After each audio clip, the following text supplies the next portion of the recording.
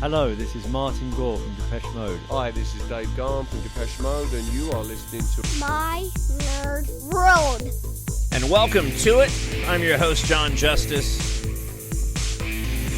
Glad that you, my fellow devotee, is checking out another episode this week. As always, if you want to email me, TalkShowNerd@gmail.com, or if you happen to be enjoying Depeche Mode, the podcast on YouTube, be sure to subscribe, and you can leave a comment there. And I look forward to hearing from you. And thank you to those who reached out to me to make me aware of the One Song podcast, which I had never heard before.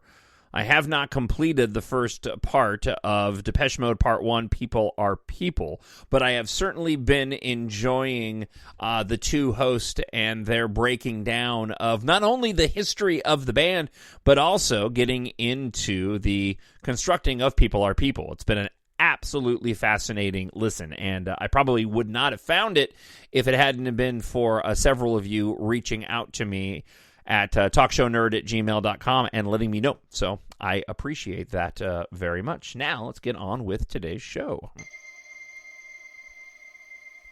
Seems to be par for the course. I have no new information to share with you. Although it's funny going over to, in one of my first pieces of content for this week's episode, I pulled from the home forum over at depeche-mode.com. But there's a running joke among some of the forum members relating to those four mysterious unreleased tracks, of which we thought we were all getting, and I certainly had been told by some pretty credible sources that we would be getting, and they simply are missing. Other than that, there's no new news coming out of the band, but I did find a couple of things to talk about, including MLG on that home forum at Depeche-Mode posted this thread. I just thought it was interesting and a bit shocking as well.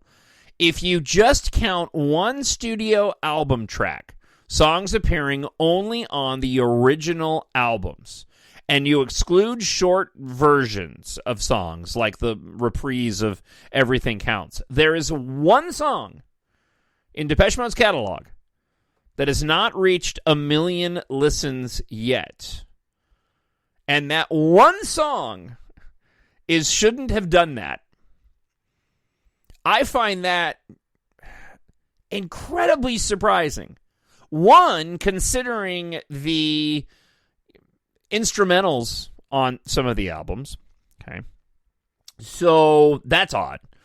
I guess if you consider individuals, and I'm assuming this is going off of streaming, if you consider listening to an album and the songs just kind of flow through and they get the stream credit for it, but then still shouldn't have done that to be the one track. I think it's like 123,000 short, at least last time I went and looked. I was just really surprised by that, given how many songs we're actually talking about in terms of quality, which we have discussed on the show quite a bit. That's a good song. It's an early Depeche Mode track that I enjoy quite a bit because it's one of those, off the beaten path, wholly still Depeche Mode, but it's got that quirkiness to it that, isn't in all of their tracks, but it is in a handful of their tracks, and Shouldn't Have Done That certainly falls into that category, and I was just incredibly surprised to see that, and I thought that I would share it with you on this week's show, which is exactly why I did. Now, something that has hit, well, definitely over 1 million, maybe 100 million. Depeche Mode has hit 100 million in sales. Looking at an article from chartmasters.org, it goes as follows. A cult band in the largest markets, superstars elsewhere, Depeche Mode somehow managed to crack 100 million equivalent album sales to date. This came out just yesterday. They are the very first British band from the 80s to hit this mark.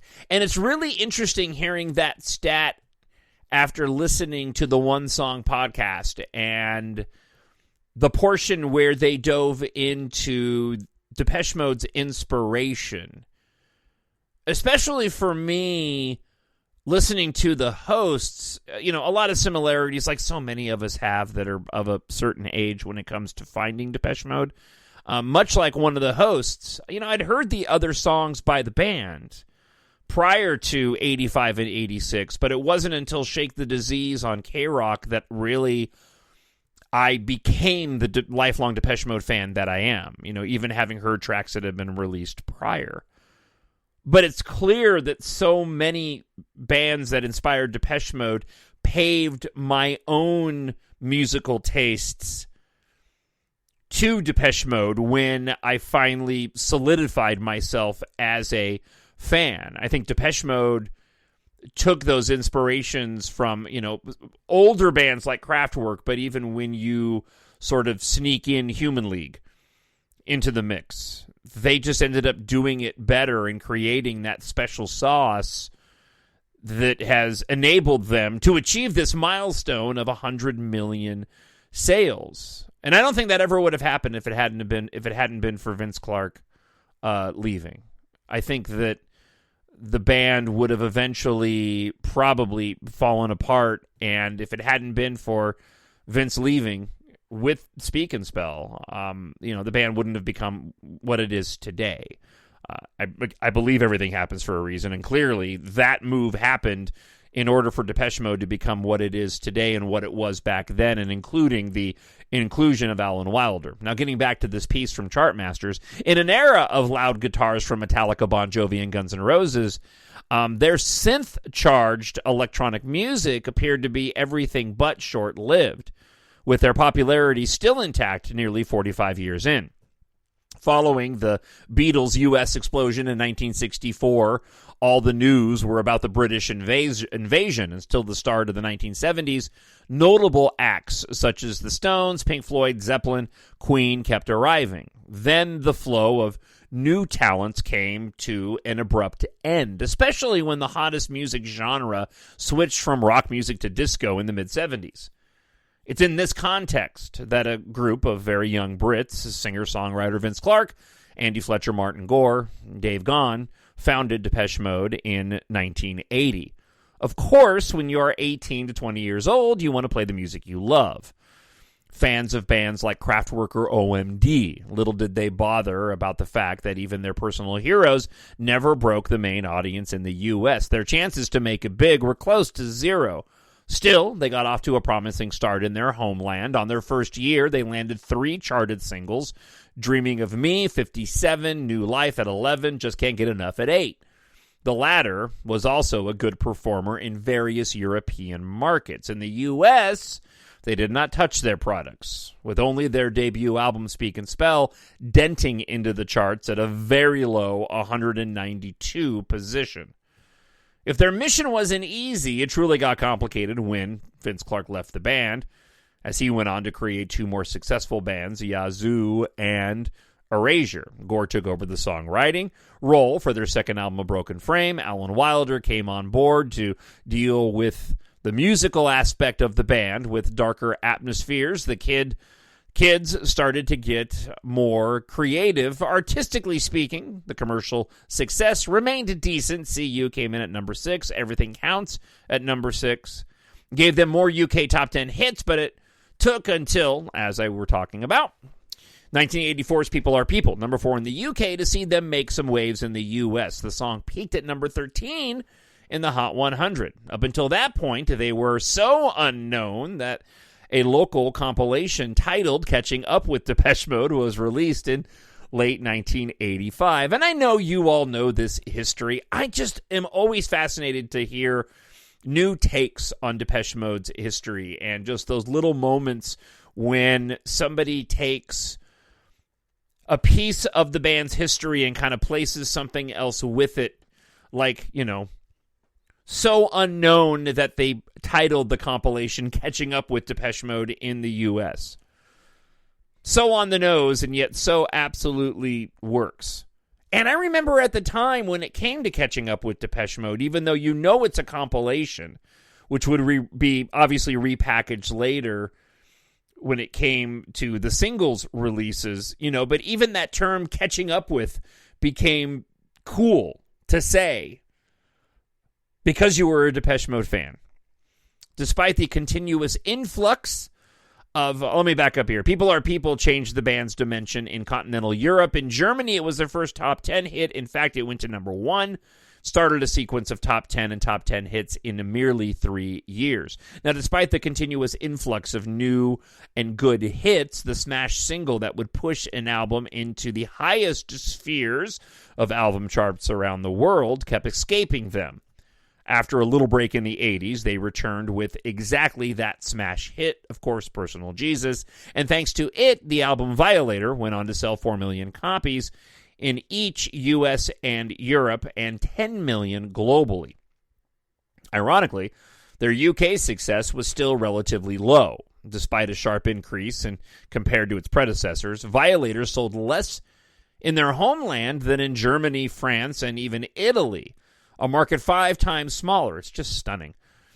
In Australia, the album peaked at a very modest 46th position, while going mostly unnoticed in Asian markets, including Japan. Their music genre was simply a niche market in the largest music industry countries.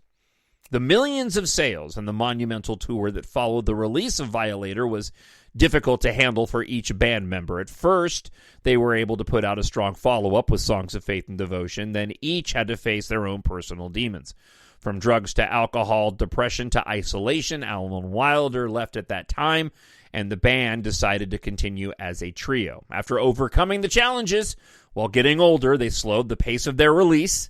As years passed, their discography and more robust additions with Ultra in 97, Exciter in 2001, Playing the Angel in 2005, Sounds of the Universe in 2009, Delta Machine in 2013, and Spirit in 2014. In 2024, Depeche Mode is still going strong. The band's immaculate popularity in continental Europe never vanished in the U.S. or the UK. While never breaking records, they certainly amassed more and more sales each year, both with new titles and legacy albums. The unexpected passing of Andy Fletcher, founding member at 60 in 2022, left Gahan and Gore as a duo. Again, their choice was to stick together without recruiting a new member. In the following year, they added what's for now the final touch to their career, I hope it's not, Memento Mori. An illustration of their legendary status across Europe, the album debuted at number 1 in Austria, Belgium, Croatia, Denmark, France, Germany, Hungary, Italy, Sweden, and Switzerland. The Memento Mori World Tour sealed one more time their strong bond with their fans, as more than 2 million showed up at one of its 112 dates. For many reasons, nobody would have to put much money on Depeche Mode becoming a household name when they first debuted. Yet, here they are, hitting the magical 9-digits figure in equivalent album sales. When adding up all the formats, original, compilations, physical singles, downloads, and streams, each of their first 11 albums are over 3 million units. You got it. The key to their success has been to never stop selling. Since their very first album to this date, they have a popular catalog full of records that remain well alive long after their first release. A real tour de force from the Essex Kids. I don't know about you, but I kind of got goosebumps reading the end of that. Let me rephrase. I got goosebumps reading the end of that. God, I just absolutely love this band.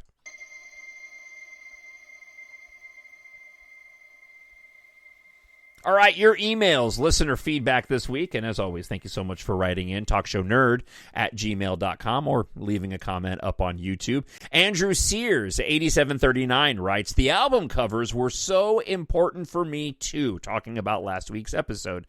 Some Great Reward is my favorite DM album cover. It sold the album to me before hearing a note. Then the songs changed my world. Brian Griffin was a genius and was a key component in their early success, I believe. If I had to pick my favorite album cover, I would probably just have to go with Violator. Just so clean, so simple, such a contrast to what came before with music for the masses. Just incredible. Sherry Bell, 1501, writes, Black Celebration and Stripped, yes. Love that video, too, and the reels of each member on that giant screen with the song playing, masterpiece. Sherry was referring to the previous episode with Rob Rom, where we were talking about the videos, the release of his new song as well. So thank you both to Andrew and Sherry for writing in. And for Miguel Alea T8F, who writes this, I love your podcast. Have you seen the podcast One Song? They are discussing Depeche Mode. They're breaking down the stems of People Are People and talking about the history of DEM. They're breaking down the podcast in 2 parts. Part 1 is up now. Very interesting. Would like to hear your thoughts on it. You're still my number one podcast, just saying.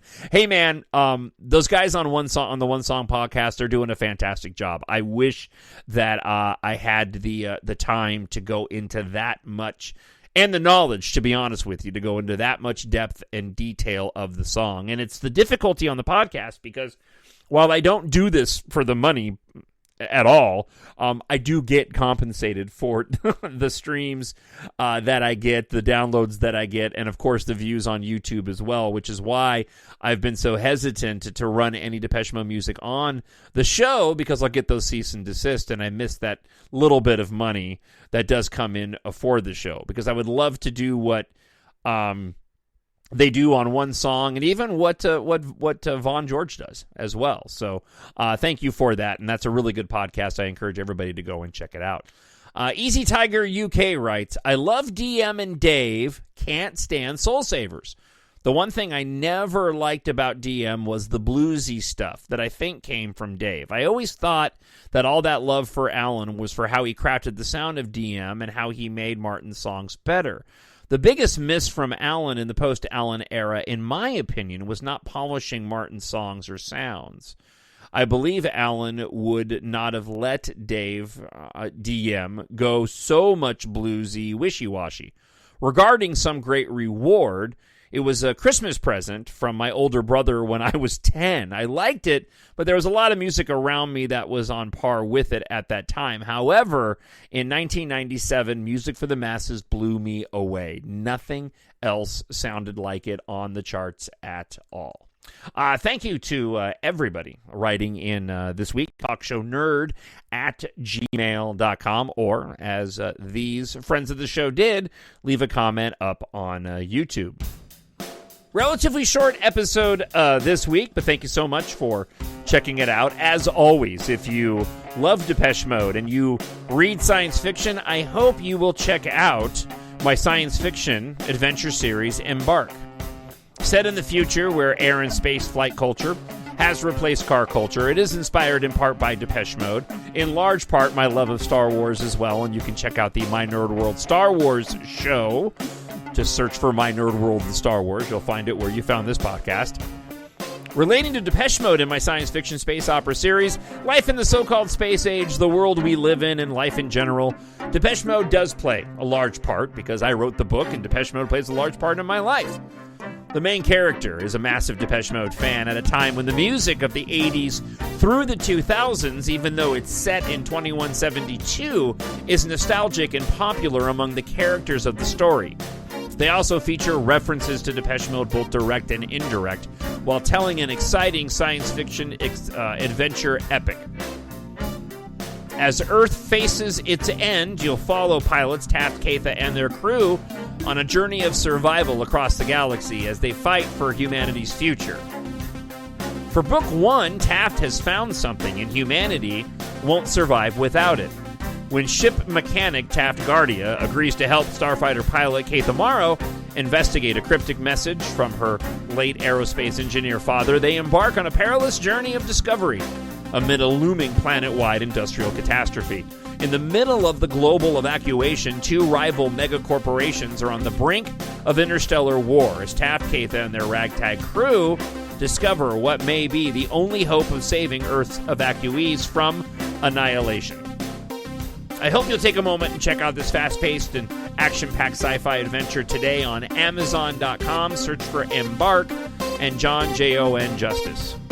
Yeah, and the way that Depeche Mode plays in the story is that with Taft being a massive Depeche Mode fan, he's also in love with that pilot Keith Amaro, and often has to rely on the music of Depeche Mode to help with his feelings for the girl. So head on over to Amazon.com.